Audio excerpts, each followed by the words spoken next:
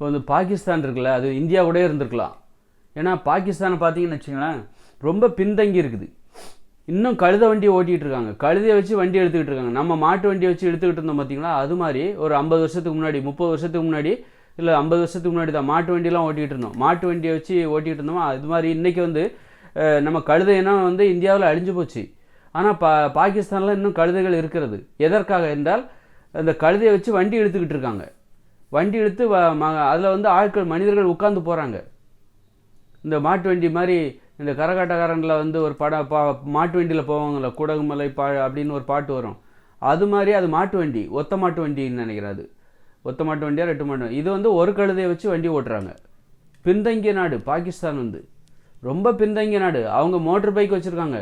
யாரோ அவங்களே அங்கே வந்து கம்பெனி ஏதோ பிராண்டட் வண்டியெல்லாம் கிடையாது, அவங்களே ரெடி பண்ணுறாங்க. அந்த வண்டியை தான், ஒரே வண்டி தான் 90% பேர் ஓட்டுறாங்க. ஒரே மாதிரியான வண்டியை ஏதோ அவங்களே தயார் பண்ணிக்கிறாங்க. ஒரே மாதிரியான ஆடை, எல்லாம் சல்வார் கமீஸ் தான். ஒரே ஆண்கள் எல்லாம் ஒரே மாதிரியான ஆடை. ஒரு 90% ஆண்கள் வந்து ஒரே மாதிரியான ஆடை தான். பெண்களும் ஒரே மாதிரியான உடை தான் அங்கே இருக்குது.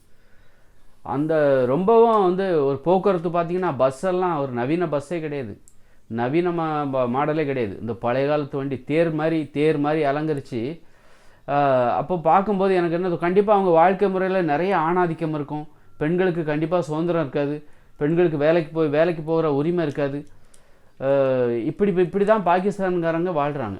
இங்கே யூடியூப்பில் போய் பார்த்து பாருங்கள். அப்போது நான் என்ன நினச்சேன் அப்படின்னா, பேசாமல் இந்த பாகிஸ்தான்காரங்க இந்தியாவோட சேர்ந்துருக்கலாம். இந்தியாவோட சேர்ந்துருந்தாங்கன்னா இந்த இந்திய அளவுலையாவது, அதுவும் தமிழ்நாட்டை பற்றி தான் நம்ம முன்னேற்றம்னு சொல்கிறோம். தமிழ்நாடு, தென்னிந்தியா தான் முன்னேறி இருக்கே தவிர வட இந்தியா அந்த அளவுக்கு முன்னேறல. அப்படின்னா வட இந்தியா மாதிரி தான் இருக்குது. வட இந்தியா மாதிரி தான், வட இந்தியாவோட பரவாயில்ல பாகிஸ்தான், அப்படி தான் நம்ம சொல்லணும். அப்போ பாகிஸ்தான் வந்து ஒருவேளை இந்தியாவோட சேர்ந்துருந்தாலும் இப்படி தான் இருந்திருக்குமோ என்னவோ தெரில. நம்ம வந்து தென்னிந்தியாவை பார்த்துட்டு இந்தியா முன்னேறிடுச்சுன்னு நம்ம நினைக்கிறோம். இந்தியாவோட முன்னேற்றம் எதை வைத்து அளவிடப்படுகிறதுனா தென்னிந்தியாவை வச்சு தான்.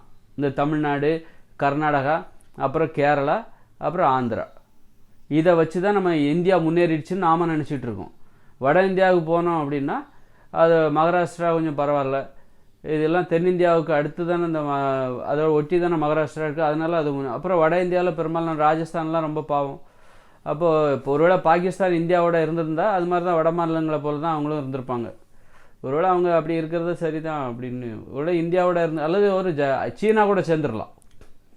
ஒரு பாகிஸ்தான்காரங்க முன்னேறணும் அப்படின்னா சீனா கூட சேர்ந்துடலாம். சீனா நாட்டுக்காரங்க எப்படி முன்னேறி இருக்காங்க பாருங்கள், பயங்கர முன்னேற்றம். இன்றைக்கி பார்த்தீங்கன்னா அமெரிக்காவே ஓவர்டேக் பண்ணிட்டு போயிட்டே இருக்காங்க. பயங்கரமான தொழில்நுட்பத்தில் ரொம்ப சிறப்பாக இருக்காங்க. இந்த மாதிரி நம்ம யாராவது சும்மா தனி எங்கள் நாடுன்ட்டு இல்லாமல் ஒரு முன்னேறிய நாட்டோட ஒரு பழமையான நாட்டை இணைச்சிட வேண்டியது. எங்கள் நாட்டையும் உங்கள் நாட்டோட சேர்த்துக்கோங்க, ஈஸியாக முன்னேறிடும்.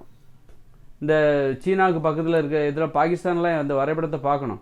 சீனாவுக்கு அதில் பக்கத்தில் இருக்கா, எங்கள் நாட்டையும் சீனாவோட சேர்த்துக்கோங்க, நாங்களும் உங்களோட சேர்ந்துக்கிறோம் அப்படின்னு சொன்னால் ஈஸியாக முன்னேறி போயிடும். அந்த சீனாவில் இருக்கிற அந்த வளர்ச்சி இந்த பாகிஸ்தான் மக்களும் கிடைக்கும். இதில் என்ன முன்னேறதுனால என்ன, தொழில்நுட்ப வசதி மட்டும் இல்லாமல் வாழ்வியல் முறையிலையும் ஒரு முன்னேற்றம் இருக்கும், ஒரு சுதந்திரம் இருக்கும். ஒரு சுதந்திரம்